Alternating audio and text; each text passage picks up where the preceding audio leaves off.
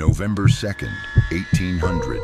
The last page of Fredrick Willings's coroner log lay open on his desk like a confession waiting to be signed. The entry was for Thomas McKinnon, a miner who had died that morning from a cave-in, his body crushed but intact when it arrived at the mortuary.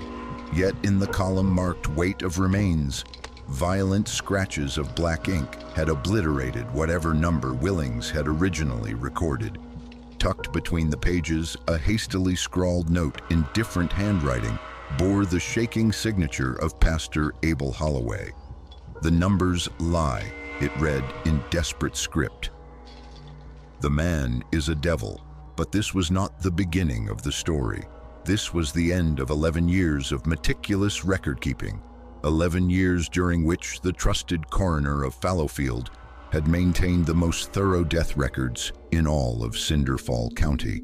11 years during which those same records would reveal, upon closer inspection, that something had been systematically removed from nearly every body that passed through his care. Before we go on, tell me in the comments where you are watching from. If this is your first time here, subscribe so you don't miss the truths that small towns tried to bury. The final entry in that ledger represented more than just one man's death. It represented the culmination of a horror so methodical, so carefully hidden behind the facade of civic duty that when the truth finally emerged, it would shake the foundations of everything the people of Fallowfield thought they knew about the quiet, competent man they had trusted with their dead. But to understand the devil, we must first understand the town that trusted him for over a decade, and the hunger that drove him to feed something far more monstrous than his own appetite. To comprehend the full horror of what transpired in Fallowfield, you must first understand that this was not simply a place where evil took root, but a landscape designed by nature herself to hide secrets and swallow screams without echo. The Blackwood Basin sits like a massive crater in the heart of Cinderfall County, surrounded on all sides by towering peaks that rise so steeply they seem to lean inward, as if the mountains themselves were conspiring to keep the valley's secrets buried in perpetual shadow. Only one treacherous pass, barely wide enough for a single wagon, connects this hidden world to the outside. A bottleneck that makes every arrival an event and every departure a carefully considered decision. Ancient pines blanket the basin floor so densely that even at midday, the town of Fallowfield exists in a state of permanent twilight. The air hangs thick with the scent of pine sap and coal smoke, a combination that clings to clothing and skin like a marker of belonging. The silence here is not peaceful but oppressive, broken only by the distant shriek of the mining whistle that calls men to their dangerous work beneath the earth. This was a company town in every sense, its existence entirely dependent on the Cinderfall Mining Company's extraction of coal from the deep veins that ran beneath the basin floor.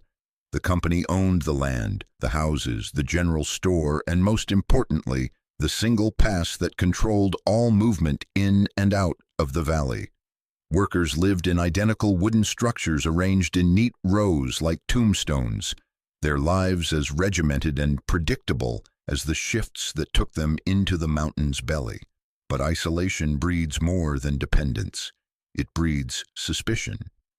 The people of Fallowfield spoke in hushed tones of the deep woods that stretched beyond the mining claims, of strange lights glimpsed through the trees on moonless nights, and of the hollow folk who supposedly lived in caves and abandoned mine shafts, emerging only to steal livestock, or worse. These were not merely campfire stories, but articles of faith, beliefs that shaped behavior and justified the unspoken rule that decent people stayed close to the mining camp after dark. The town's relationship with death was equally shaped by its geography. The nearest doctor was a day's ride through the treacherous pass, assuming the weather cooperated and the route remained clear of rockslides. More often than not, People died without professional medical attention, their final moments witnessed only by family members who lacked the knowledge to properly determine cause of death or the resources to preserve bodies for extended periods. Into this isolated, superstitious, and thoroughly vulnerable community, in the spring of 1889, came a quiet, friendly man with excellent credentials and an eagerness to serve. A man who understood that in a place like the Blackwood Basin, trust once earned could be maintained for years without question, and that the grateful dead tell no tales. Fredrick Willings arrived in Fallowfield on a wagon loaded with the finest medical equipment money could buy, his credentials from the Territorial Medical Board crisp and official, his manner so reassuring that within hours of his arrival, the townspeople were wondering how they had managed without him for so long. At 35 years of age, Willings possessed the rare combination of medical knowledge and gentle demeanor that made him invaluable in a community where death was an frequent visitor. He was tall but not imposing, with soft brown hair kept meticulously groomed and hands that moved with the precision of a man who understood that his work required both clinical skill and human compassion. His voice carried the cultured tones of someone who had received proper education back east, yet he never used his learning to make the simple folk of Fallowfield feel inferior. The town had been without a proper coroner for nearly 2 years, following the death of old Doc Brennan, forcing Sheriff Josiah Proud to perform cursory examinations that satisfied legal requirements but provided little comfort to grieving families. Mining accidents were common. Illnesses could strike without warning, and the isolation of the basin meant that many deaths occurred without witness or clear cause. Willings changed all of that with methodical efficiency that bordered on the miraculous.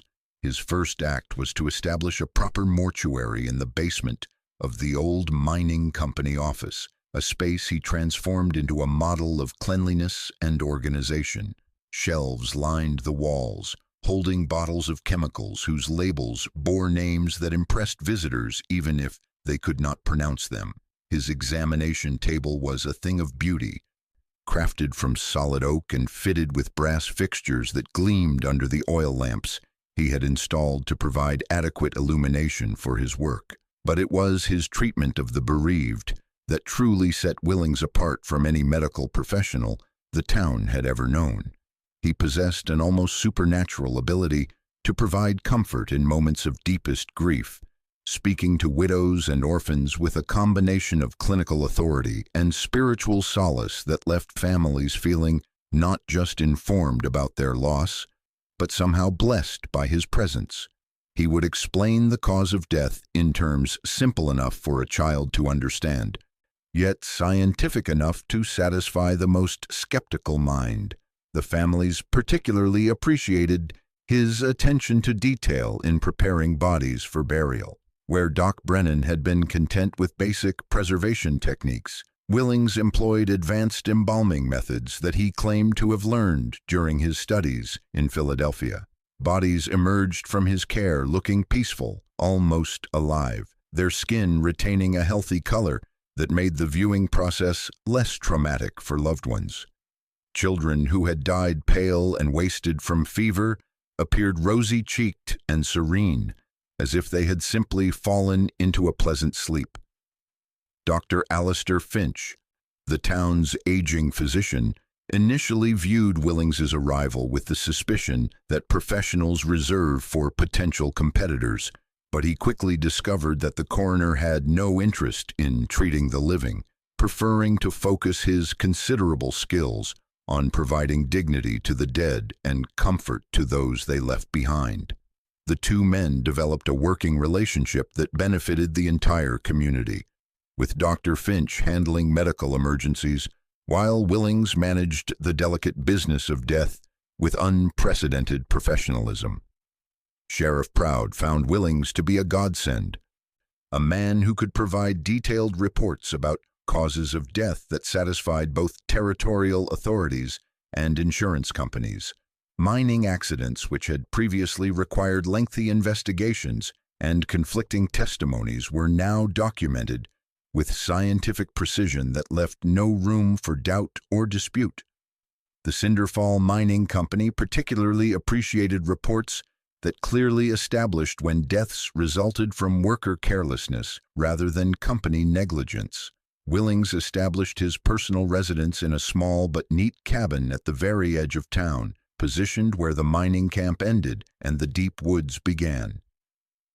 He explained this choice as practical, allowing him to work at all hours without disturbing sleeping neighbors, and the townspeople respected his dedication to duty. The cabin was spartanly furnished but impeccably maintained, with a workshop behind the main structure where he claimed to conduct research into advanced preservation techniques. For years, his presence was a comfort to everyone in Fallowfield, a reminder that even in their isolated community, they possessed access to medical expertise that rivaled anything available in the territorial capital. He attended church services regularly, contributed generously to community causes, and maintained the kind of professional relationships that made him seem like a permanent fixture of town life. But comfort can make one blind to the first, faint cracks in a facade, and in a town where survival depended on minding one's own business, questions that might have been asked elsewhere went unspoken for far too long.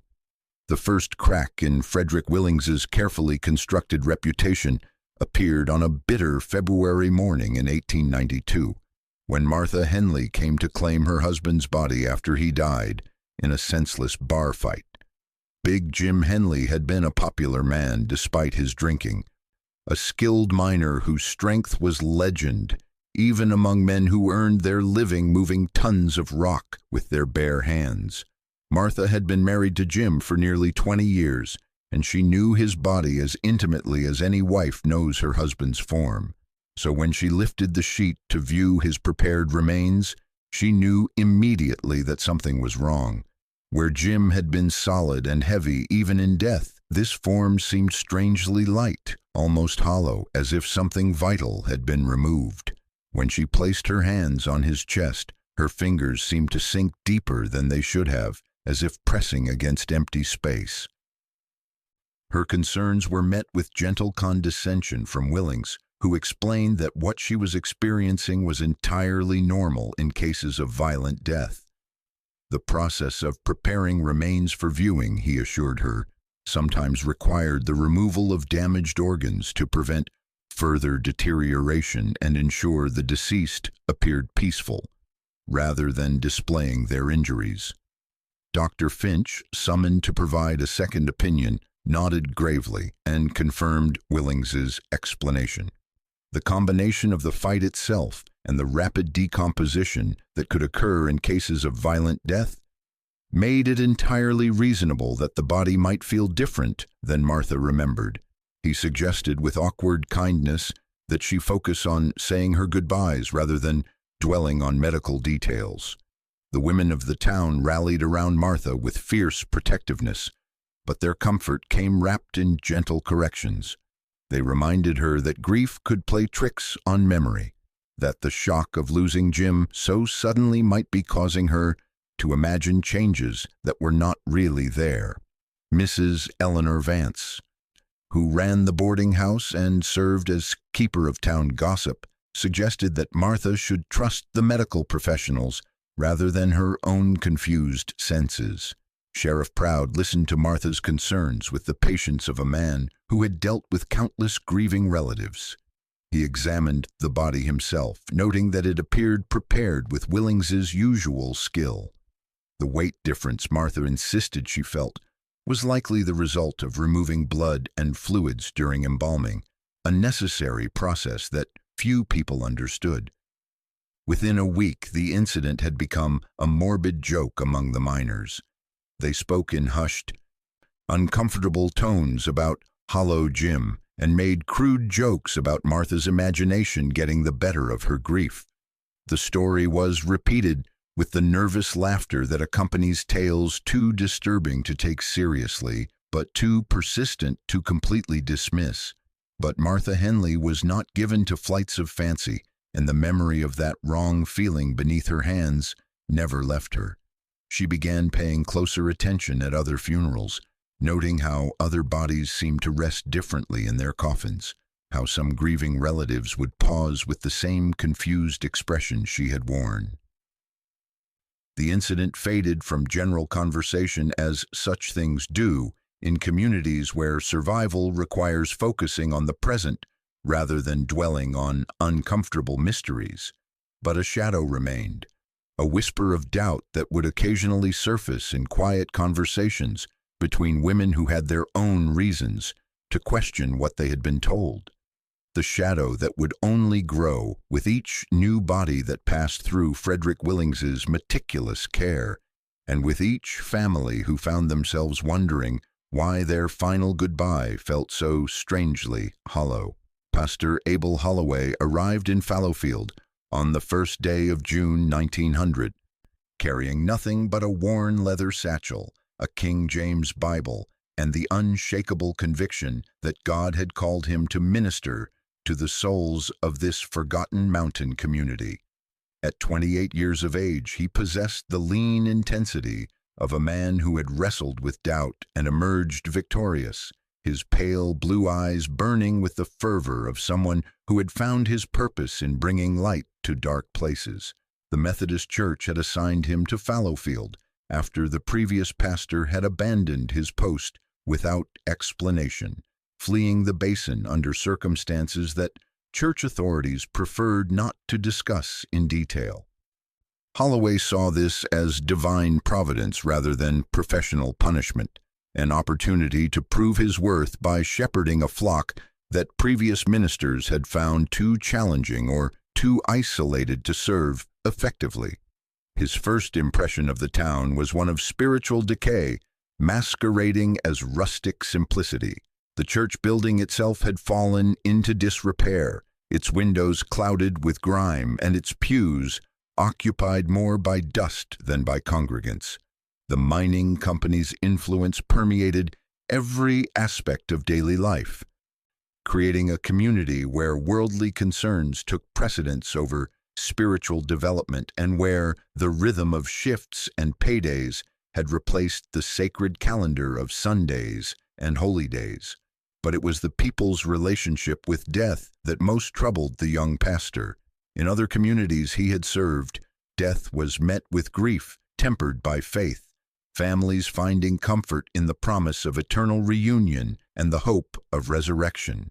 Here, death seemed to carry an additional weight of superstition and unspoken dread, as if the very act of dying in the Blackwood Basin carried implications that extended beyond the natural order of mortality. Holloway quickly identified Fredrick Willings as a potential ally in his mission to bring spiritual order to Fallowfield.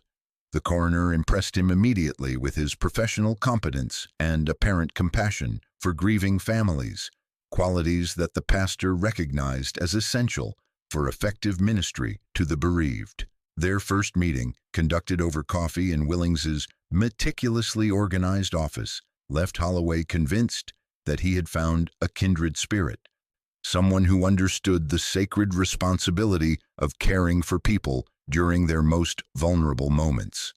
The two men began collaborating almost immediately, with Holloway providing spiritual comfort to families, while Willings handled the practical aspects of preparing bodies for burial. Their partnership seemed natural and beneficial, combining pastoral care with medical expertise in ways that served the community's needs more completely than either man could achieve alone. Willings even offered to help repair the church building, demonstrating a level of civic engagement that impressed the young pastor. But Holloway's theological training had developed in him a sensitivity to sin and secrecy that made him unusually attentive to details that others might overlook. During his visits to bereaved families, he began noticing patterns of behavior that seemed inconsistent with normal grief. Widows would speak in hushed tones about their husbands' bodies feeling different. Children would express confusion about why their deceased parents seemed somehow smaller or less substantial than they remembered. These conversations were always brief and quickly deflected, as if the families themselves were uncomfortable with their own observations. When Holloway attempted to explore these concerns more deeply, he was met with nervous laughter and hasty changes of subject, suggesting that his questions were touching on matters that the community preferred to leave unexamined. The turning point came during his third month in Fallowfield, while visiting the Kowalski family after the death of their teenage son in a mining accident. As Holloway offered prayers of comfort, the boy's mother whispered something that chilled him to the bone. She spoke of how her son's body had felt emptied during her final goodbye, as if his spirit had taken more than just his breath, when it departed for the next world. When she realized what she had said, her face went pale with fear, and she begged the pastor not to repeat her words to anyone. But the seed had been planted in Holloway's mind, connecting her observation to dozens of similar comments he had heard from other grieving families. What he had initially dismissed as the confused perception of people overwhelmed by loss now began to seem like testimony, multiple witnesses describing the same impossible phenomenon. Where others saw coincidence, Holloway saw a pattern. And with the methodical determination that had sustained him through seminary and carried him to this remote posting, he decided to start digging deeper into the mystery that seemed to surround every death in Fallowfield.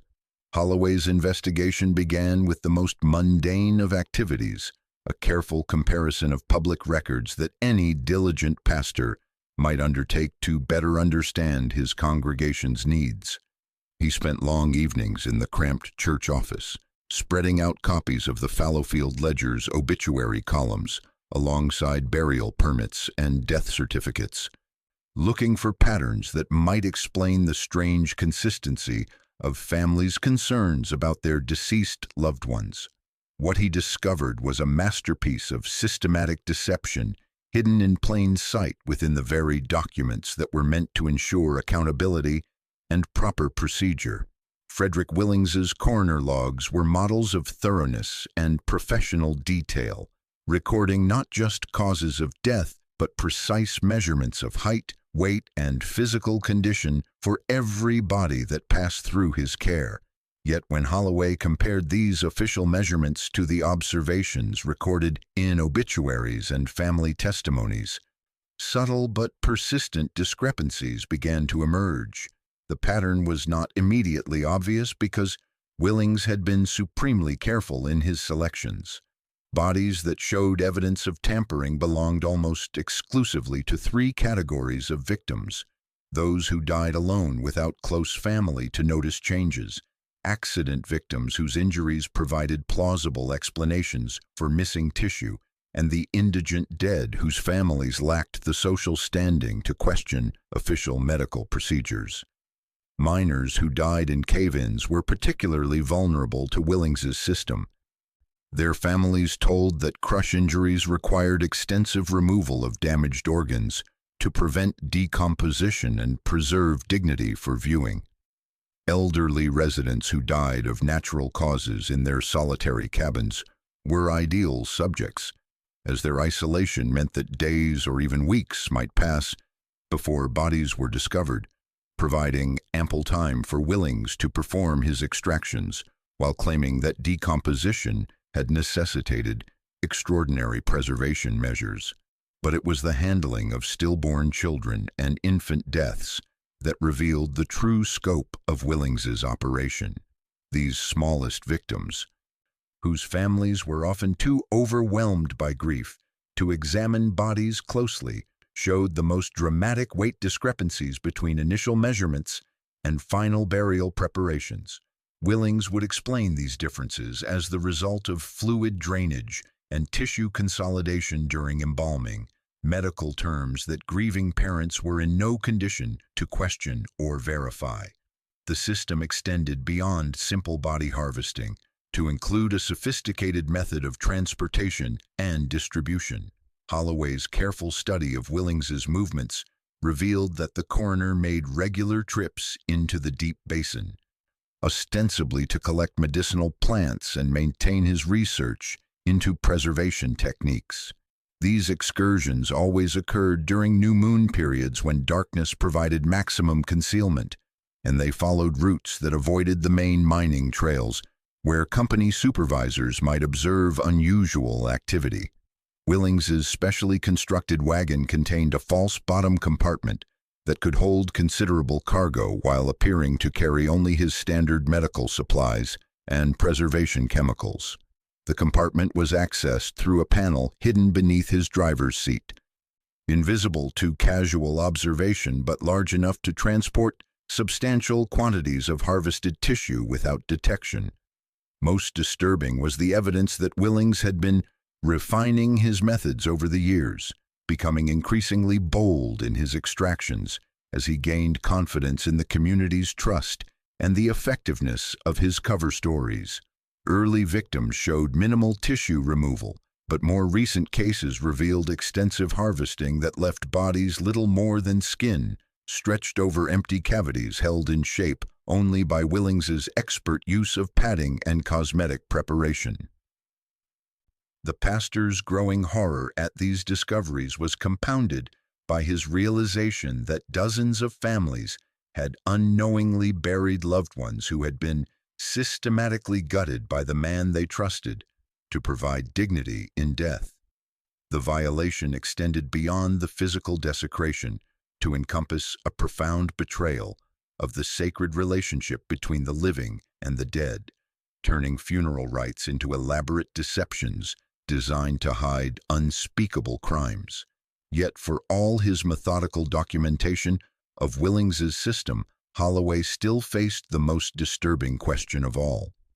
The sheer volume of tissue being harvested far exceeded what any individual could possibly consume or preserve, suggesting that the coroner was not acting alone but serving as a supplier for someone or something with appetites that defied rational explanation. But before we continue with this descent into horror, I need to ask you something.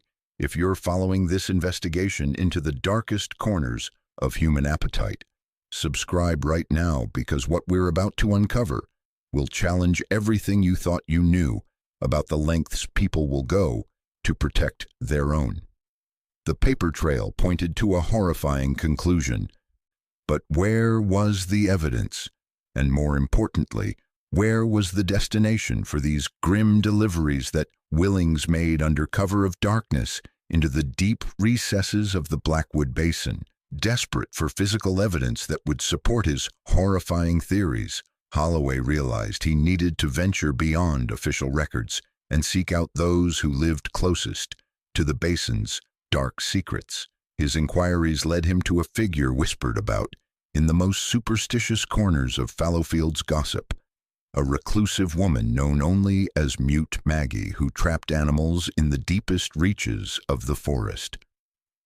Maggie's cabin sat at the very edge of the basin's inhabited zone, a ramshackle structure that seemed to have grown from the forest floor itself. Smoke rose constantly from her chimney, carrying the pungent smell of curing hides and boiling bones that marked her trade. Local children were warned to stay away, and even grown men would cross themselves when her name was mentioned. The woman who answered Holloway's tentative knock was ancient beyond easy calculation, her face weathered like pine bark, but her eyes burning with predatory intelligence. When she studied the young pastor's clerical collar, something that might have been amusement flickered across her features. She had not spoken a word in living memory, communicating instead through gestures and an elaborate system of wooden tablets crafted over decades of solitary observation. When Holloway explained his concerns about irregularities in the treatment of the dead, Maggie's demeanor shifted from casual interest to focused attention. She disappeared into her cluttered cabin, returning with a collection of carved wooden tablets that she arranged like a primitive manuscript. The carvings depicted stick figures moving in procession through stylized forest, led by a taller figure wearing what appeared to be a hat similar to Willings's. The procession wound through increasingly abstract representations before arriving at a cave mouth marked with a recurring symbol.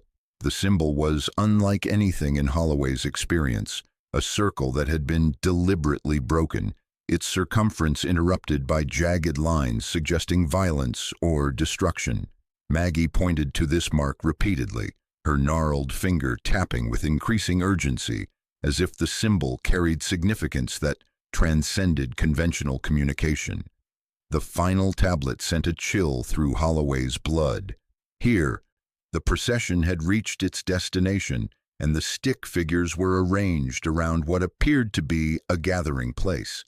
The tall figure with the hat stood apart, no longer leading but offering something to figures emerging from the cave mouth, figures whose carved representations suggested physical deformities that set them apart from normal human forms. When Holloway asked about the location, Maggie's response was immediate. She pointed toward the deepest part of the basin, where the forest grew so thick that even experienced hunters rarely ventured, and where local legend claimed that original mining surveys had been abandoned after workers reported strange sounds and unsettling discoveries. Her final communication was perhaps most disturbing. She produced a map carved into bark, showing the network of animal trails and forgotten mining roads crisscrossing the basin's interior. But overlaid on this practical information were symbols suggesting something far more sinister than wildlife management or mineral extraction. Paths converged on a central location marked with the broken circle symbol, radiating out to other marked locations throughout the basin. The pattern suggested not random wandering but purposeful movement, a system of routes serving needs beyond anything legitimate trappers or miners would require. As Holloway studied the bark map, Maggie pointed once more toward the deep basin, her eyes reflecting knowledge accumulated through years of careful observation. Whatever she had witnessed in those dark woods had been sufficient to keep her silent for decades, her communication limited to these cryptic carvings that could be interpreted as folklore by anyone unwilling to accept their darker implications. The map was cryptic, but it was a start. It was enough for Holloway to take his suspicions to the one man with the power to act, though he was beginning to suspect that official channels might prove as resistant to truth as they had been accommodating to Willings's deceptions. Sheriff Josiah Proud's office occupied the ground floor of the Cinderfall Mining Company's administrative building, a deliberate arrangement that served as a constant reminder of where true authority resided in Fallowfield. When Pastor Holloway arrived on that gray October morning, carrying his carefully organized evidence, Proud greeted him with the weary courtesy of a lawman who had heard every possible variation of human complaint and conspiracy theory.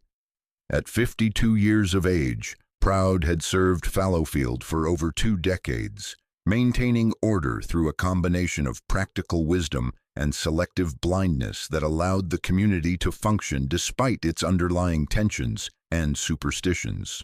Holloway laid out his case with methodical precision, beginning with the documented weight discrepancies in Willings's coroner logs and progressing through the pattern of families' complaints about their deceased loved ones feeling different or diminished. He presented Mute Maggie's carved tablets as corroborating evidence, pointing to the broken circle symbol and the depictions of processions leading into the deep basin. Proud listened to the entire presentation with practiced patience, examining each document and studying the wooden carvings with appropriate attention. He asked clarifying questions that demonstrated he was taking the pastor's allegations seriously. But when Holloway finished and sat back expectantly, Proud's response was both gentle and absolute in its dismissal. The weight discrepancies that seemed so damning to Holloway were, in Proud's experience, entirely consistent with normal variations in record-keeping and the challenges of accurately measuring bodies subjected to trauma or decomposition. Mining accidents created conditions that made precise measurement difficult, and families' perceptions of their deceased loved ones were notoriously unreliable indicators of actual physical changes. As for Mute Maggie's carvings, Proud pointed out that the old woman had lived alone in the woods for decades, surviving on trapping and folk remedies. Her tablets were interesting from an artistic perspective, but treating them as reliable testimony about criminal activity would be like accepting children's fairy tales as evidence in court. More troubling to Proud was what he saw as Holloway's fundamental misunderstanding of how communities like Fallowfield actually functioned. The pastor's accusations, if taken seriously, would require investigating a man who had served the town faithfully for over a decade, whose professional competence had never been questioned, and whose personal character was above reproach. Such an investigation would inevitably become public knowledge, destroying Willings's reputation regardless of outcome. The sheriff's concerns extended beyond protecting Willings's reputation to encompass the broader stability of a community that depended on trust and cooperation for survival. Mining was dangerous work, requiring men to rely on each other in life. Threatening situations and anything that undermined social bonds could have consequences far beyond resolving one pastor's suspicions. Proud made two things absolutely clear. First, he would not authorize any official investigation into Fredrick Willings based on the evidence presented, as it fell far short of the standard required for such serious allegations. Second, he strongly advised the pastor to abandon his inquiries, both for his own reputation and for the good of the community he had been called to serve. The meeting ended with Proud making a notation in his incident ledger that would become part of the official record. October 12, 1900, Pastor Holloway's claims regarding Coroner Willings. No credible evidence presented. Advised to discontinue investigation.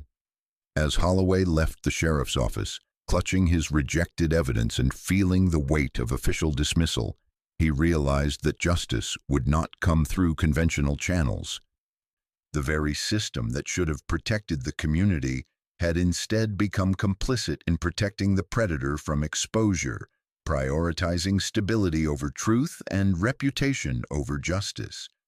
Rebuffed by the law, Holloway knew he had only one choice remaining. He would have to follow Mute Maggie's cryptic map into the basin himself, seeking the physical evidence that might finally force the truth into the light, regardless of how much that truth might disturb the comfortable darkness that Fallowfield had chosen to embrace.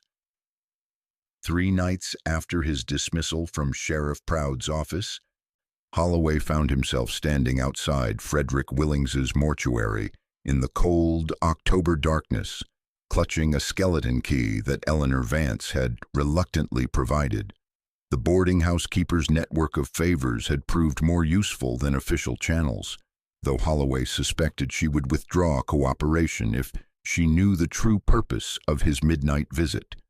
The mortuary's basement office felt different in darkness, its familiar cleanliness taking on surgical sterility that made Holloway's skin crawl as he lit his oil lamp.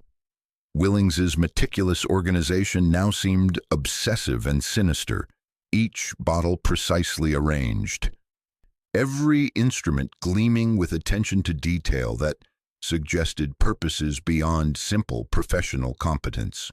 Holloway went directly to the filing cabinet containing Willings's complete coroner's logs, 11 years of death records documenting every soul who had passed through his care. Working by lamplight with methodical precision, the pastor began creating a comprehensive tally of discrepancies between official measurements and the observable evidence families had reported. What emerged was a horror of industrial proportions, starting with obvious cases where families had complained about weight differences or unusual appearances. Holloway worked backward through records, applying increasingly sophisticated criteria to identify probable victims of systematic harvesting. The earliest entries from 1889 through 1891 showed relatively minor discrepancies that could be attributed to normal variations. But beginning in 1892, coinciding with the Martha Henley incident, the scale and boldness of extractions had increased dramatically. By 1895, virtually every body processed through Willings's facility showed evidence of unauthorized tissue removal. The coroner had refined his techniques and expanded his victim criteria, targeting not just the isolated and indigent, but anyone whose death could provide plausible cover for extensive harvesting. The mining accident that year had provided unprecedented opportunities. The official company report listed 5 fatalities in the tunnel collapse, but the burial registry showed only 4 names, suggesting one victim had been diverted entirely. Cross-referencing Willings's notes with company records revealed cryptic references to specimen preservation and anatomical study that took on sinister meanings.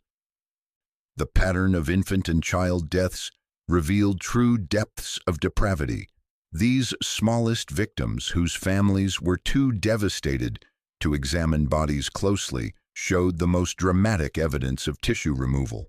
Stillborn children who should have weighed 6 or 7 pounds were recorded at weights suggesting complete hollowing out, preserved only through expert padding and cosmetic preparation. As Holloway worked through ledgers, documenting case after case of systematic desecration, he understood the full scope of what had been happening for over a decade. His conservative estimate identified 37 probable victims of extensive harvesting, with dozens more showing evidence of minor tissue removal. The total volume of extracted human remains was staggering, representing hundreds of pounds of flesh and organs that had been removed from bodies whose families believed they were burying intact loved ones.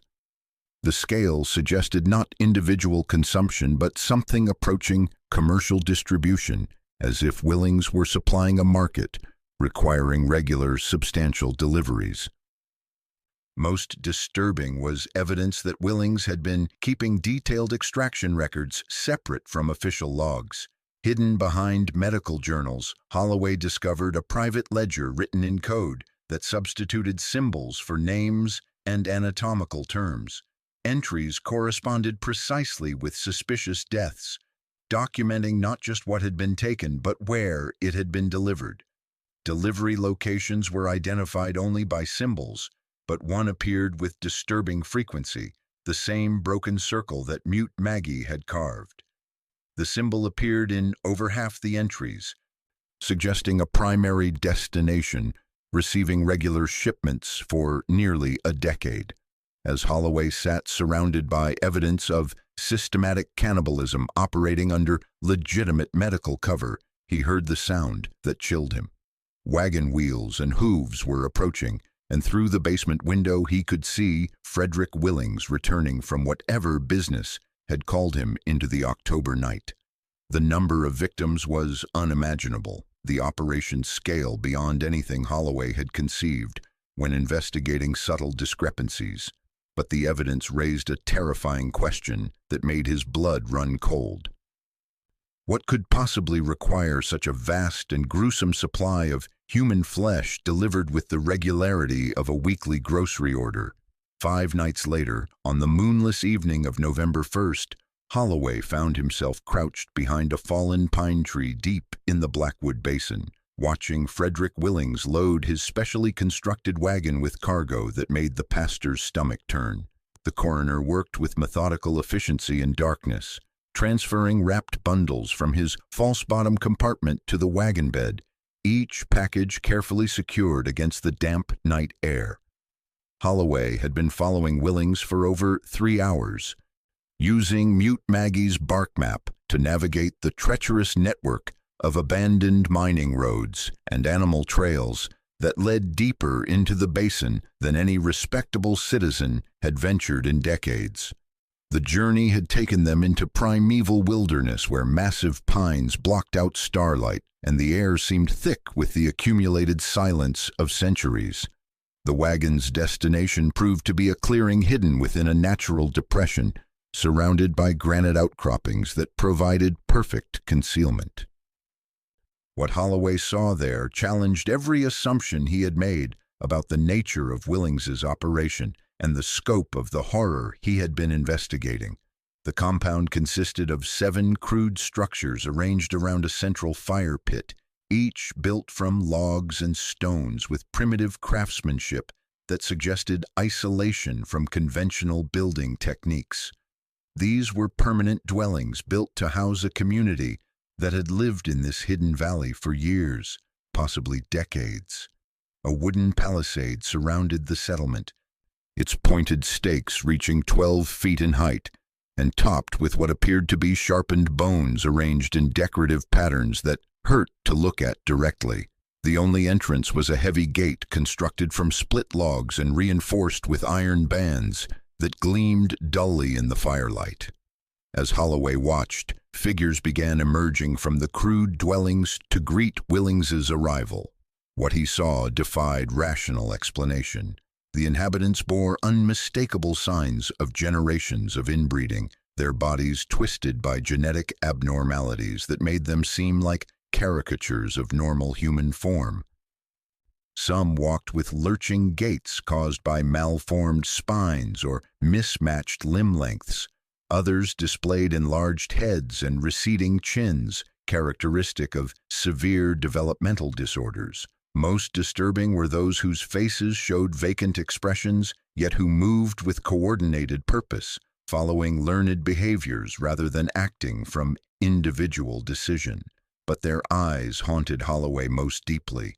In the firelight, every face displayed the same pale, almost colorless eyes that seemed to reflect light like those of nocturnal animals. These were not people who had simply lived in isolation, but a bloodline deliberately separated from normal human development. For so long, they had become something fundamentally different.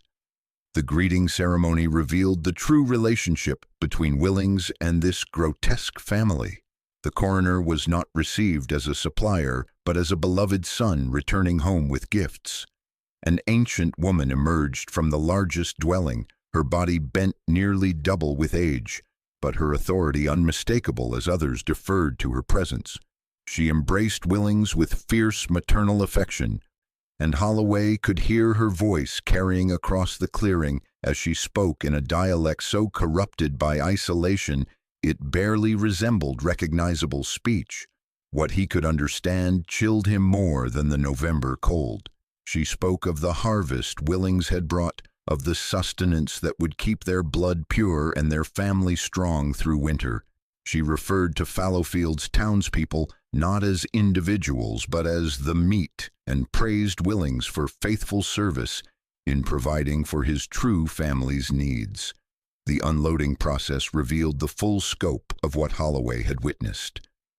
Bundle after bundle was carried into what appeared to be a communal cooking area, where several inhabitants began preparing the human remains with casual efficiency of people, following a routine practiced countless times. This was not desperation or madness, but a way of life maintained for years through Willings's systematic harvesting. The coroner had not become a cannibal. He had been raised by cannibals, educated and positioned to serve as their provider in a world that would destroy them if their existence became known.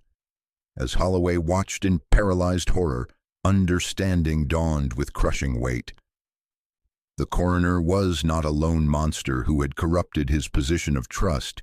He was a loving son and brother who had spent 11 years faithfully feeding his hidden family with the flesh of people who had trusted him to treat their dead with dignity. Stumbling back through the dark forest, his world shattered by what he had witnessed, Holloway realized that everything he thought he knew about evil had been naive preparation for this moment. The coroner was not the mastermind of this horror, but merely the keeper of something far more ancient and terrible than individual madness could ever produce. The confrontation came at dawn the following morning, when Holloway found Fredrick Willings calmly preparing his morning coffee in the mortuary office, as if the previous night's delivery had been nothing more than a routine professional obligation. The coroner showed no surprise at seeing the pastor's haggard face or noting the forest debris clinging to his clerical clothing, suggesting that he had been expecting this moment for some time. When Holloway began his accusation with the righteous fury of a man who had witnessed unspeakable evil, Willings listened with the patient attention of someone hearing a familiar story told by a child. There was no denial, no attempt at deception or misdirection. Instead, when the pastor finished his breathless recounting of the compound in the hollow, Willings simply nodded and poured a second cup of coffee, as if they were discussing the weather rather than systematic cannibalism. The calm that emanated from Willings in that moment was perhaps more disturbing than any display of madness or guilt would have been.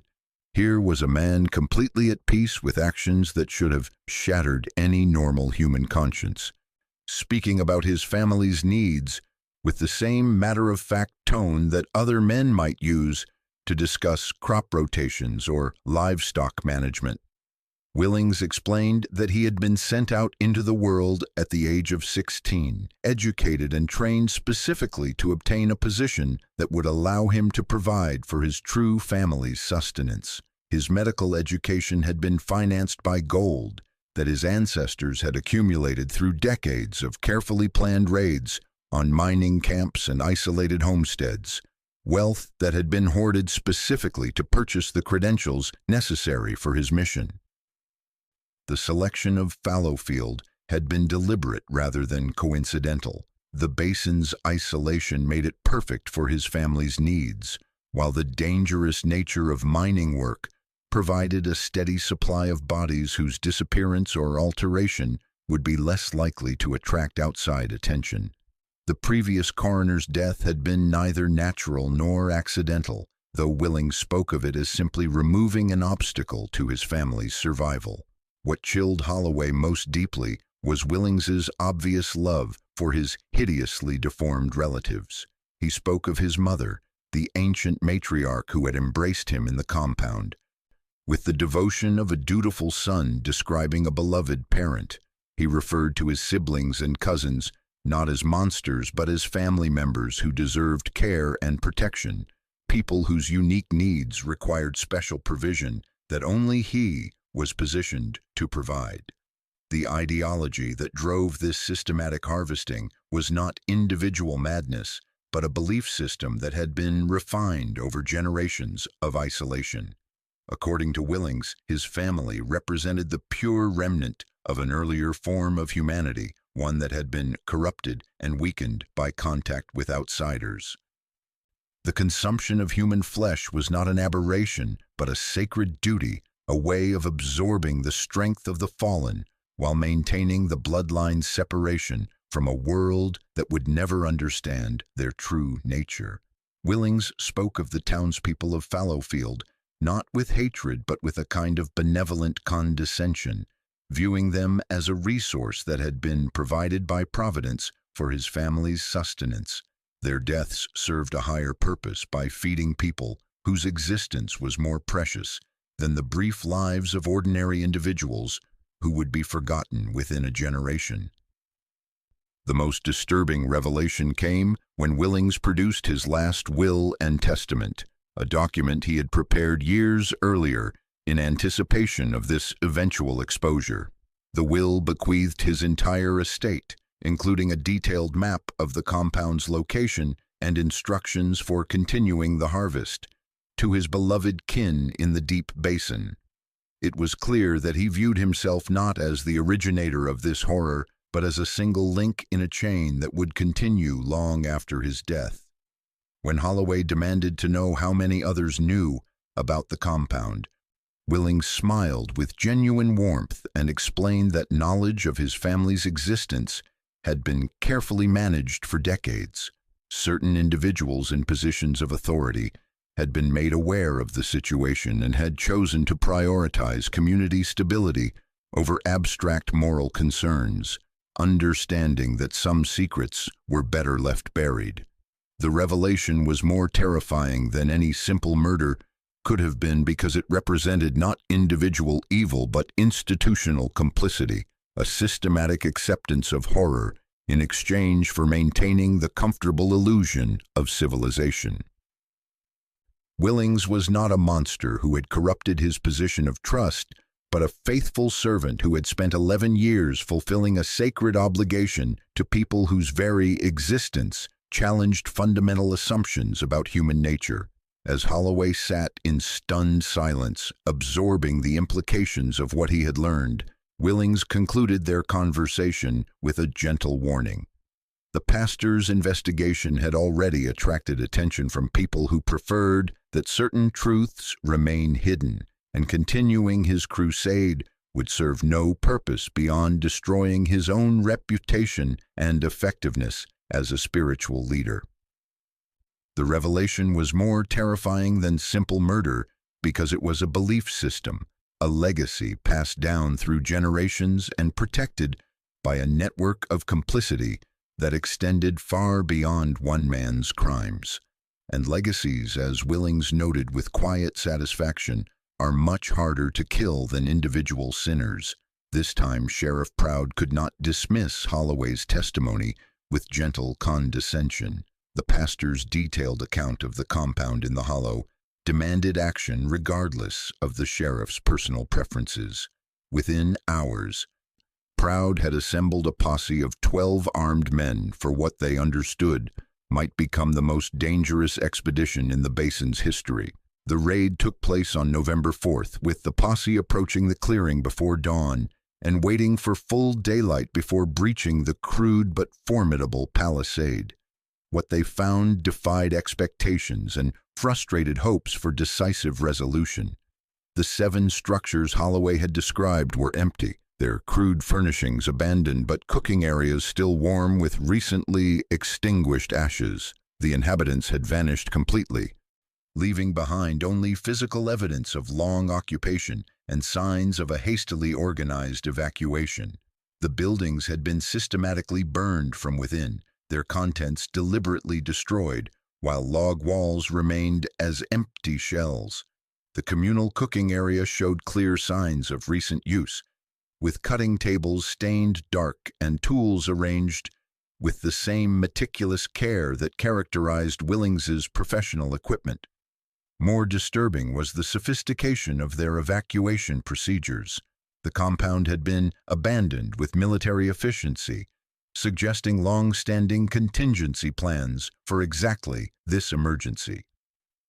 Tracks leading away disappeared within yards into rocky terrain, making pursuit impossible. The search yielded physical evidence confirming Holloway's suspicions, while raising new questions.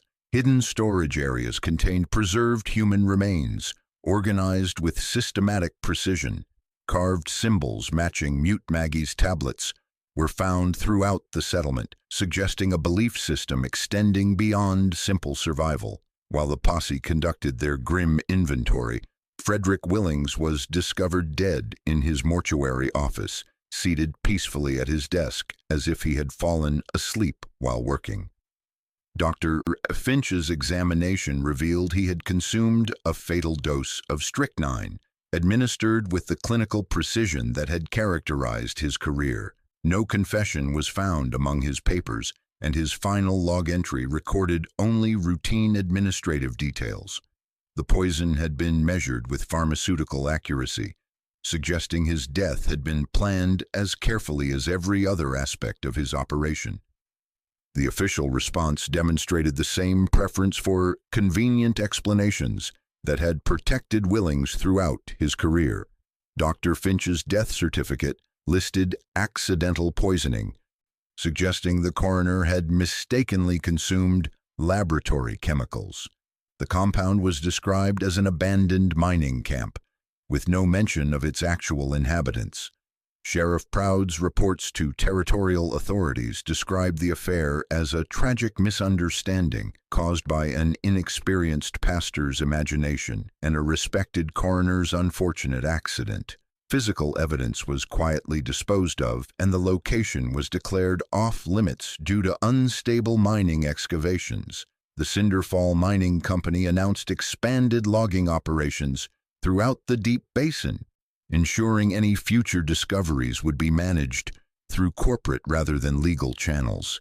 Their statements expressed regret for losing such a valued community member, while emphasizing improved safety protocols. Within weeks, the official narrative had hardened into accepted fact through consistent repetition. Willings was remembered as a dedicated professional who had served faithfully until his tragic accident, and suggestions of criminal involvement were dismissed as results of Pastor Holloway's unstable mental condition. The doors were closed, the files were sealed, and the case was officially resolved. But in a basin as vast and wild as the Blackwood, with unmapped caves and hidden valleys, how could anyone be certain that the Willings Hollow clan had disappeared forever rather than simply relocated to an even more remote sanctuary where their ancient hunger could continue? In the years following the official closure of the Willings case, the story underwent inevitable transformation as horrifying truth encountered the human need for manageable narrative. Systematic cannibalism became ghost stories, institutional complicity became folklore, and the real threat of a surviving inbred clan became cautionary tales that parents told to keep children from wandering into the deep woods. The mining company's expansion into the basin proceeded as planned, with logging crews methodically mapping previously unexplored territories. But their reports, filed in corporate archives rather than public records, contained recurring references to discoveries that defied explanation. Tools would disappear from remote camps, only to be found arranged in deliberate patterns rather than random scattering. More disturbing were accounts of game found in traps, showing signs of methodical butchering using techniques no conventional trapper would employ. Animals were stripped with surgical precision, bones cracked for marrow, hides processed in ways suggesting knowledge of preservation methods passed down through generations of isolation. Workers who reported these incidents were typically reassigned before they could develop theories about what might be responsible. The company's policy of rotating crews ensured no individual accumulated enough experience to recognize broader patterns or draw disturbing conclusions about what might be living in unmapped regions. Local folklore gradually absorbed elements of the Willings story, transforming them into supernatural warnings that isolated communities use to define boundaries between civilization and wilderness. Children were told about hollow people who lived in caves and emerged on moonless nights to steal livestock and travelers. Among Fallowfield's older residents, those who had lived through the events, a different knowledge persisted.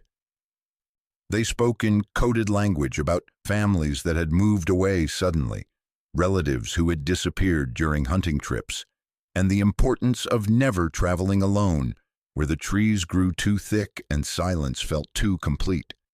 Eleanor Vance, now elderly but sharp, maintained her position as keeper of the town's collective memory. In her boarding house parlor, she would share carefully edited versions of the story with appropriate visitors, emphasizing the tragic accident while hinting at mysteries better left unexplored.